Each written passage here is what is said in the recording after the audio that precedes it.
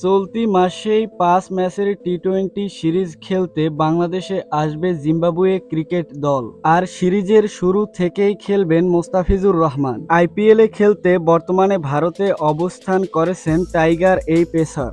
প্রথমে ৩০ এপ্রিল পর্যন্ত ছাড়পত্র ছিল মুস্তাফিজের, তবে আরও একদিন বাড়িয়েছে বিসিবি। সব ঠিক থাকলে আগামী ২ মে বাংলাদেশে পৌঁছানোর কথা রয়েছে মুস্তাফিজের। টাইগার এই পেসারকে নিয়ে বুধবার BCB cricket operations chairman Jalal Yunus কথা বলেছেন গণমাধ্যমে।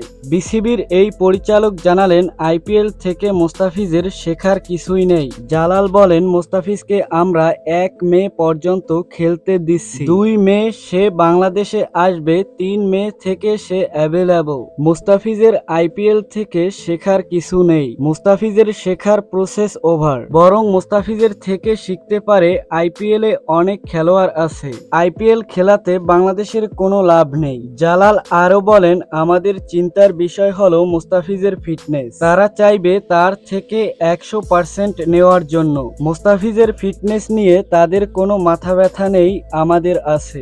আমরা মুস্তাফিজকে ফেরত আনবো, কারণ শুধু জিম্বাবুয়ে সিরিজকে খেলানো নয়, এখানে আনলে আমরা ওয়ার্কলোড দিয়েই ওকে প্ল্যান করব, কিন্তু আইপিএলে থাকলে সেই প্ল্যান সম্ভব নয়। তো দর্শক, ভিডিওটি সম্পর্কে আপনার মূল্যবান মতামত কমেন্টে লিখে জানাবেন। আর ক্রিকেট রিলেটেড যে কোনো আপডেট পেতে চ্যানেলটি সাবস্ক্রাইব করে পাশের বেল বাটনটি অন করে দিবেন।